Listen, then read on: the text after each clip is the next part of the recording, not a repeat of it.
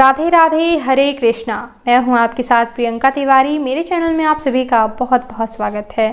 मैंने पूजा पाठ और व्रत से संबंधित बहुत सारे वीडियोस दिए हैं, तो उनमें सभी में कमेंट्स आते रहते हैं महिलाओं के कि मेरे पास नई साड़ी नहीं है, तो क्या मैं इस व्रत की पूजा पुरानी साड़ी पहन के कर सकती हूँ या नहीं।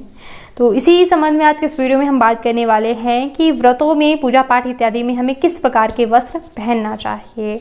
तो चलिए जानते हैं। देखिए, सबसे पहले इस बात को समझिए कि प्राचीन समय में जो है, पहले के ज़माने में वर्ष में महिलाओं को केवल 2 साड़ियाँ ली जाती थी, केवल 2, और इतनी डिज़ाइन भी नहीं आती थी। मतलब अब तो हर महीने नई डिज़ाइन में साड़ियाँ निकल जाती, पहले इतना डिज़ाइन नहीं निकलता कि हर महीने डिज़ाइनें भी कम होती थी और साड़ियाँ भी महिलाओं को कम ली जाती थी। ठीक है, इतना विकसित नहीं था देश हमारा, तो क्या वो लोग हर बार नई साड़ी पहनकर ही पूजा करती रही होंगी? ऐसा नहीं है। पुरानी साड़ी पहनकर भी आप पूजा कर सकती हैं, लेकिन कुछ नियम हैं जिनको आपको ध्यान में रखना चाहिए। ऐसा नहीं है कि कोई भी पुरानी साड़ी पहनकर जो है आप पूजा में बैठ सकती हैं, फिर इसका जो है सही नहीं रहता कि आप किसी भी प्रकार की पहन लें। तो चलिए जानते हैं कि किस प्रकार की साड़ी हमें जो है, किस प्रकार के वस्त्र हमें पहनने चाहिए। तो देखिए, किसी भी पूजा पाठ में, व्रत में हमें ऐसे वस्त्र नहीं पहनने चाहिए जिसमें हमने भोजन किया हो। चाहे भले ही आपकी वो नई साड़ी है, अगर आपने उसमें एक बार भोजन कर लिया है तो फिर आप उस साड़ी को पहनकर पूजा ना करें। ऐसे वस्त्र पहनकर हमको पूजा नहीं करनी चाहिए जिसमें हम फ्रेश होने गए हों, टॉयलेट वगैरह गए हों।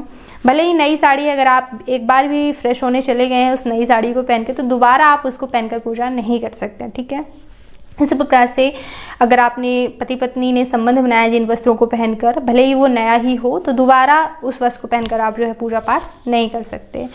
तो आप धुले वस्त्र पहनकर, ऐसे धुले वस्त्र, ज़रूरी नहीं है कि आप हर एक व्रत में एकदम नई साड़ी पहनकर ही पूजा करें। धुले वस्त्रों से मतलब होता है, नए से मतलब नहीं होता है। तो ऐसे धुले वस्त्र जिन्हें पहनकर आपने भोजन ना किया हो, जिन्हें पहनकर आप फ्रेश होने ना गए हों, टॉयलेट वगैरह ना गए हों, जिन्हें पहनकर आपने पति से संबंध ना बनाए हों, ऐसे धुले वस्त्र पहनकर ही आपको पूजा में बैठना चाहिए। साथ ही साथ आपको रंगों का भी विशेष ध्यान देना चाहिए। कई बार हम जो है ध्यान नहीं देते हैं, अशुभ रंग के कपड़े पहनकर हम पूजा में बैठ जाते हैं। तो जो विधि विधान से पूजा की जाती है, कभी जब हम मनोकामना की पूर्ति के लिए कोई पूजा पाठ करते हैं, तो हर एक विधि, हर एक नियमों को हमको ध्यान में रखना पड़ता है, तभी मनोकामना पूरी होती है। ठीक है, अगर हम भक्ति भाव से कोई करते हैं तो कोई बात ही नहीं होती, तब तो भगवान केले का छिलका भी स्वीकार कर लेते हैं। लेकिन अगर आप कोई मनोकामना कर रहे हैं, फिर उसकी फीस तो पूरी भरनी होगी, विधि विधान तो पूरा करना होगा, तभी मनोकामना पूरी होती है। यही शास्त्रों का कथन है। ठीक है, तो जानते हैं कि कौन से रंगों का प्रयोग हमें नहीं करना चाहिए। तो देखिए, काले रंग का प्रयोग बिल्कुल नहीं करना चाहिए। हम बाजार जाते हैं, ध्यान नहीं दे पाते हैं, तो कॉम्बिनेशन काला हो तो चलेगा। जैसे कि ये साड़ी है, इसमें काले रंग के कॉम्बिनेशन में जैसे कि ये पट्टा है तो चलेगा, या फिर साड़ी हल्की फुल्की काली है तो कॉम्बिनेशन में काला चलेगा, लेकिन प्योर काला नहीं होना चाहिए। ठीक है, काला क्यों नहीं पहनना चाहिए? देखिए, अगर आपने कोई ग्रंथ पढ़े हों तो यमराज जी का स्वरूप जो है काला माना जाता है। यमदूतों का वस्त्र वगैरह काले माने जाते हैं, ठीक है, ग्रंथों के अनुसार। साथ ही साथ शनि देव का रंग भी काला है, तो इस दृष्टि से जो है काला रंग सही नहीं माना जाता है पूजा पाठ के लिए। तो आप काले रंग के वस्त्र पहनकर जो है पूजा पाठ ना करें। इसके अलावा पूरी सफ़ेद साड़ी पहनकर या फिर पूरे सफ़ेद वस्त्र पहनकर हमको पूजा नहीं करना चाहिए। सुहागन महिलाओं को ये बात ध्यान में रखनी चाहिए कि कॉम्बिनेशन कुछ ज़रूर हो, कुछ और रंगों का, जैसे कि हरा, पीला, लाल, कुछ और रंगों का कॉम्बिनेशन ज़रूर होना चाहिए। सफ़ेद साड़ी प्योर नहीं हो, सफ़ेद की पूरी सफ़ेद पहनकर आप जो है पूजा में बैठें। ठीक है, पुरुषों के लिए हद तक ठीक होता है, पुरुष भाई सफ़ेद वस्त्र पहनकर पूजा कर सकते हैं, लेकिन सुहागन महिलाओं के लिए सफ़ेद वस्त्र शुभ नहीं माना जाता। ठीक है, जब अशुभ समय में जो है महिलाओं को सफ़ेद वस्त्र पहनाए जाते हैं। ठीक है, तो सफ़ेद वस्त्र पहनकर जो है आप पूजा ना करें। और साथ ही साथ जो है हमें बैगनी कलर का, जिस कलर का हापिक होता है, हापिक थोड़ा सा अजीब सा उदाहरण है, आप रंग समझिए, नीला कलर जो कि बैगन का होता है, तो ये कलर जो है राहु का माना जाता है, राहु का कलर। तो कोशिश करें कि आप इस तरह के नीले वस्त्र पहनकर भी पूजा में ना बैठें। ठीक है, कॉम्बिनेशन हो किसी के साथ तो चलता है, लेकिन प्योर इस तरह के काले, सफ़ेद और बैगनी कलर के, नीले कलर के नहीं होने चाहिए। ठीक है, स्काई ब्लू चलेगा, मैं अलग तरह की नीले की बात करें जैसा हापिक होता है। ठीक है, और चलिए अब बात कर लेते हैं कौन से हैं वो शुभ रंग जिन्हें हमें पूजा में ज़रूर प्रयोग में लाना चाहिए।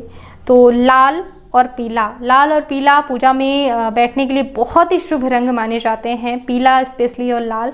और साथ ही साथ हरा भी, जैसा कि सावन में बहुत अच्छा कलर माना जाता है, सावन में आप हरा भी पहन सकते हैं, लेकिन सबसे ज़्यादा मैंने बताया पीला और लाल वस्त्र जो है आप पूजा में धारण करें। तो इस तरह से कुछ नियमों को ध्यान रखते हुए आप पूजा कर सकते हैं। जैसे कि महिलाओं का मुख्य प्रश्न तो मैं बताना भूल ही गई कि हमारे पास अगर नई साड़ी ना हो तो क्या करें। जैसे कि कुछ मुख्य पूजाएं होती हैं, करवा चौथ हो गया, हरतालिका तीज हो गया, तो हम सोचते हैं कि शादी की कुछ जो है शादी की साड़ियाँ या फिर शादी के वस्त्र पहनकर जो है हम पूजा में बैठें, तो हम उसमें कई बार भोजन कर लिए होते हैं, तो क्या करें। तो देखिए जो हमारी शादी की चुनरी होती है आप उसे पहनकर, क्योंकि वो भी तो सौभाग्य की निशानी है, तो आप उसे ओढ़कर जो है हमेशा पूजा में बैठ सकती हैं। खाना वगैरह खाते समय आप उसे निकाल दें। हाँ, एक आध बार अगर आपने खाया है, क्योंकि शादी वगैरह में हम खा लेते हैं, तो इतना चलेगा, लेकिन हमेशा मतलब बहुत बार आप उसमें, क्योंकि जूठन नहीं लगा होना चाहिए फिर, है ना, तो उस चुनरी को ओढ़कर जो है आप पूजा कर सकती हैं। ठीक है। बाकी शादी के जो भी ऐसे वस्त्र हैं जिनको आप मतलब कोरे हैं, आपने धुला नहीं है, कम से कम कोशिश करें कि उनको पहन के फ्रेश होने ना गए हों, तो ठीक रहता है। भोजन अगर आपने किया है, जूठन वगैरह नहीं लगा है, तो चल जाएगा एक आध बार, क्योंकि एकदम शादी के ही हैं वैसे तो बहुत शुभ माने जाते हैं, लेकिन फ्रेश होने ना गए, इस बात का ध्यान रखें। अगर ऐसा है तो आप फिर उनको धुल करके प्रयोग में ला सकते हैं। एक बार के धुले हुए वस्त्र प्रयोग में लाए जा सकते हैं, जो आपने उसमें जो है भोजन वगैरह ना किया हो। तो इस तरह से आप ध्यान रखेंगे। ज़रूरी नहीं है कि आपको नई साड़ी पहनने की आवश्यकता है, आप धुले वस्त्रों में पूजा कर सकती हैं। इसी तरह की पूजा पाठ से जुड़े कई नियमों के वीडियोस देती रहती हूँ, क्योंकि आप व्रत इत्यादि करते हैं, फिर आपको मनोकामना पूरी नहीं होती, तो आप पूछते हैं कि मैंने 16 गुरुवार के लिए क्यों मनोकामना पूरी नहीं हुई। तो देखिए कुछ ना कुछ नियमों में भूल हो ही जाती है, विधि विधान अगर आप भूल जाते हैं तो फिर मनोकामना पूरी नहीं होती। ठीक है, क्योंकि जब हम भगवान को एक शक्ति के रूप में देखते हैं, हमको मतलब मनोकामना पूरी करवानी है, तो फीस तो पूरी देनी पड़ेगी, विधि विधान तो पूरे करने पड़ेंगे, तभी होती है मनोकामना पूरी। और अगर भक्ति भाव है कि केवल भगवान आप प्रसन्न हो, तो उसमें तो भगवान आप जानते हैं इस सबरी जैसे जूठे बेर भी मतलब उन्होंने स्वीकार किए हैं।